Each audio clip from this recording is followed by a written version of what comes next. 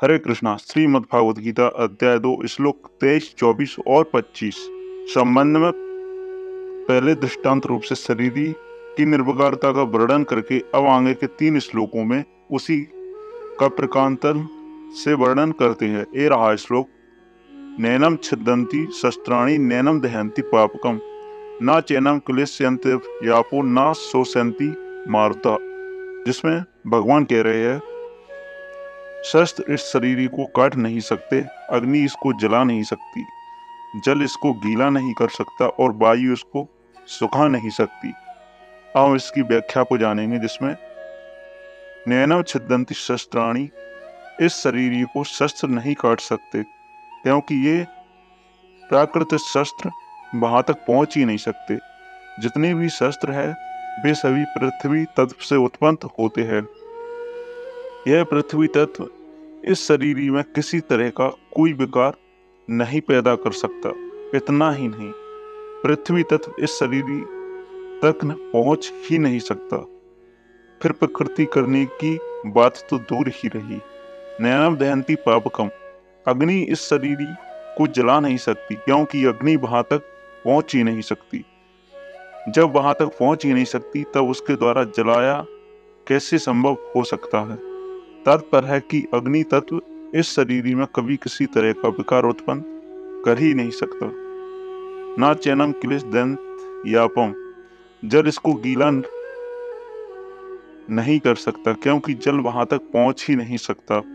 तात्पर्य है कि जल तत्व इस शरीर में किसी प्रकार का विकार पैदा नहीं कर सकता। ना शोषयन्ति मारुतः, वायु इसको सुखा नहीं सकती, अर्थात वायु में इस शरीर को सुखाने की सामर्थ्य नहीं है क्योंकि वायु वहां तक पहुंचती ही नहीं। तात्पर्य है कि वायु तत्व इस शरीर में किसी तरह की प्रकृति पैदा नहीं कर सकता।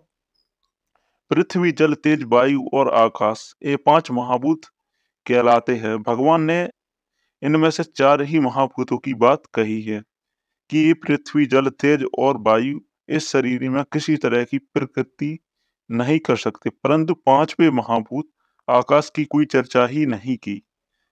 इसका कारण यह है कि आकाश में कोई भी क्रिया करने की शक्ति नहीं है। क्रिया विकृति करने की शक्ति तो इन 4 महाभूतों में ही है। आकाश में तो इन सबको आकाश मात्र देता है। पृथ्वी, जल, तेज और वायु, ये चारों तत्व आकाश से ही उत्पन्न होते हैं, पर वे अपने कारणभूत आकाश में भी किसी तरह का विकार पैदा नहीं कर सकती। अर्थात पृथ्वी आकाश का छेदन नहीं कर सकती, जल गीला नहीं कर सकता, अग्नि जला नहीं सकती और वायु सुखा नहीं सकती। जब ये चारों तत्व अपने कारणभूत आकाश को, आकाश के कारणभूत मैं तत्व को और मैं तत्व के कारणभूत प्रकृति की भी कोई क्षति नहीं पहुंचा सकते, तब प्रकृति से सर्वदा अतीत शरीरी तक ये पहुंच ही कैसे सकते हैं। इन गुण युक्त पदार्थों की उस निर्गुण तत्व में पहुंच ही कैसे हो सकती है? नहीं हो सकती। गीता के 13वें अध्याय का 21वां श्लोक, शरीरी नित्य तत्व है। पृथ्वी आदि चारों तत्वों को इसी से सत्ता स्फूर्ति मिलती है, अतः जिससे इन तत्वों को सत्ता स्फूर्ति मिलती है उसको ये कैसे विकृत कर सकते हैं। यह शरीर सर्वव्यापक है और पृथ्वी आदि चारों तत्व व्याप है, अर्थात शरीर के अंतर्गत है। अतः व्याप्त वस्तु व्यापक को कैसे नुकसान पहुंचा सकती है? उसको नुकसान पहुंचाना संभव ही नहीं है। यहाँ युक्त प्रसंग है, ये सब संबंधी मर जाएंगे, इस बात को लेकर अर्जुन शोक कर रहे हैं। अतः भगवान कहते हैं कि ये कैसे मर जाएंगे, क्योंकि वहां तक अस्त्र शस्त्रों की क्रिया पहुंचती ही नहीं। अर्थात शस्त्र के द्वारा शरीर कट जाने पर भी शरीर नहीं कटता। अग्न्यास्त्र के द्वारा शरीर जल जाने पर भी शरीर ही नहीं जलता। वर्णा वर्णास्त्र के द्वारा शरीर गल जाने पर भी शरीर ही नहीं गलता और व्यापक अस्त्र के द्वारा शरीर सूख जाने पर भी शरीर ही नहीं सूखता। तात्पर्य है कि अस्त्र शस्त्रों के द्वारा शरीर मर जाने पर भी शरीर ही नहीं मरता, प्रत्युक्त ज्यों का त्यों निर्विकार रहता है। अतः इसको लेकर शोक करना किसी बिल्कुल ही बेसमझी है। अब दूसरा श्लोक जिसमें भगवान कह रहे हैं, यह शरीर काटा नहीं जा सकता, यह जलाया नहीं जा सकता, यह गीला नहीं किया जा सकता और यह सुखाया भी नहीं जा सकता, कारण कि यह नित्य रहने वाला, सब में परिपूर्ण, अचल, स्थिर स्वभाव वाला और अनादि है। अब इसकी व्याख्या जानेंगे जिसमें शस्त्र आदि इस शरीरी में विकार क्यों नहीं करती। यह बात इस श्लोक में कहते हैं। उच्छेद्यम, शस्त्र इस शरीर का छेदन नहीं कर सकते। इसका मतलब यह नहीं कि शस्त्रों का अभाव है या शस्त्र चलाने वाला अयोग्य है। प्रत्युक्त छेदन रूपी क्रिया शरीर में प्रविष्ट ही नहीं हो सकती। यह छेदन होने के योग्य ही नहीं है। शस्त्र के सिवा मंत्र जाप आदि से भी इस शरीर का छेदन नहीं हो सकता। जैसे यज्ञवल्क्य के प्रश्न का उत्तर न देने सकने के कारण उनके बाद सांप से सकल्य का मस्तक कटकर गिर गया।